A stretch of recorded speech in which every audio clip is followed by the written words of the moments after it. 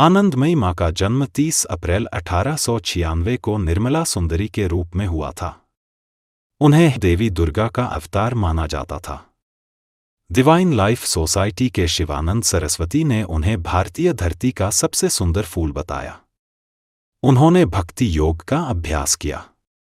उनके अनुयायियों ने उनके आध्यात्मिक गुणों का अनुभव किया, जिनमें भविष्य की जानकारी, आस्था से उपचार और चमत्कार शामिल थे। आनंदमयी नाम का अर्थ है आनंद से भरी हुई, और उनके अनुयायियों ने 1920 के दशक में उन्हें यह नाम दिया था क्योंकि वह हमेशा दिव्य आनंद में रहती थी। प्रारंभिक दिनों में उनका शरीर स्वतः विभिन्न आसन, मुद्राएं और अनुभवों से गुजरता था, और वह सब कुछ देखते हुए एक साक्षी की तरह रहती थी। मां हमेशा खुद को तीसरे व्यक्ति में संबोधित करती थीं क्योंकि उन्हें अपने शरीर से बहुत कम पहचान थी। भोलेनाथ उनके पति थे और बाउल उनके शिष्यों में से एक थे। आनंदमयी मां अपनी एक घटना सुनाती हैं।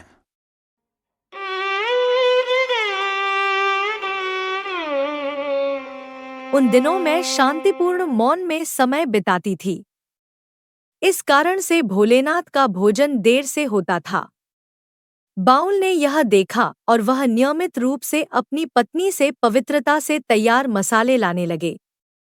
एक शाम बाउल पिसे हुए मसालों के साथ आए, तब भोलेनाथ ने कहा, तुम्हारी स्थिति देखकर सोचता हूं, अगर तुमने पिसी हुई लाल मिर्च खाई तो क्या तुम्हारी आंखों में पानी आएगा? क्या तुम इसे किसी तरह की तकलीफ या बीमार हुए बिना सहन कर पाओगी? इस शरीर ने उत्तर दिया, यदि तुम्हारे मन में कोई सवाल है तो क्यों न तुम अपने हाथ से मुझे पिसी मिर्च खिलाओ। फिर भोलेनाथ ने 3 मुट्ठी पिसी मिर्च मेरे मुंह में डाल दी। मैंने उन्हें बिना पानी के चबाया और लगभग 1 घंटे तक उनके सामने बैठी रही। भोलेनाथ और बाउल कोई प्रतिक्रिया न दिखने से चकित रह गए। जब इस विषय पर और सवाल किया गया तो मां ने कहा,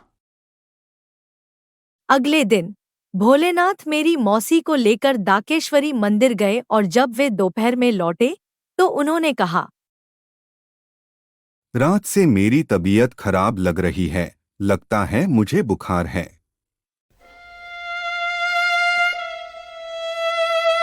अगले कुछ दिनों में भोलेनाथ की हालत बिगड़ गई। खून के दस्त, उल्टी और तेज बुखार हो गया। डॉक्टर ने इलाज की कोशिश की, लेकिन दवाओं का कोई असर नहीं हुआ। बाउल ने भोलेनाथ की सेवा में रातें बिताईं। यह शरीर न तो खाया और न ही उनके पास से हटा। एक रात मैंने बाउल से कहा, कुछ चिवड़ा लाओ। बाउल ने लाकर दिया और मैंने उसे पानी में भिगो दिया। भोलेनाथ की हालत पूरे दिन वैसी ही रही। दोपहर में बुखार और बढ़ने पर उनके सिर पर बर्फ रखी गई।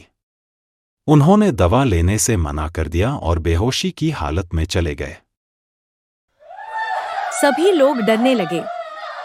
तभी मैंने कहा, शांत रहो, और उनके सिर को अपने बाएं हाथ से उठाया और अपने दाएं हाथ से उनके शरीर पर हल्के से स्पर्श किया। मेरे मुंह से अजीब आवाजें निकलने लगी।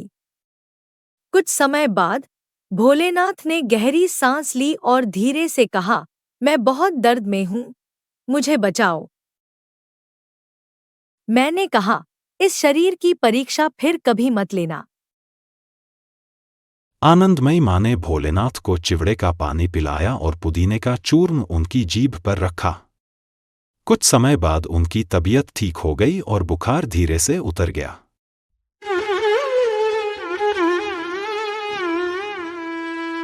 अगर कोई इस शरीर की परीक्षा लेने की कोशिश करता तो हमेशा कुछ नकारात्मक होता।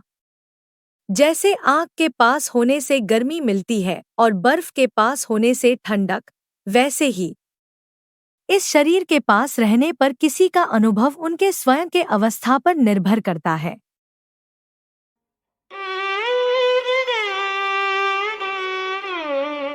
यह अध्याय टीजर प्रेरणादायक पुस्तक मदर रिवील्स हरसेल्फ से लिया गया है। इस पुस्तक में आपको आध्यात्मिक मार्गदर्शन और प्रेरणादायक कहानियां मिलेंगी। किताब खरीदने के लिए लिंक विवरण में है। हमारे लिंक से ऑर्डर करने पर आपको कोई अतिरिक्त खर्च नहीं आएगा और आप हमारे चैनल का समर्थन करेंगे। देखने के लिए बहुत धन्यवाद।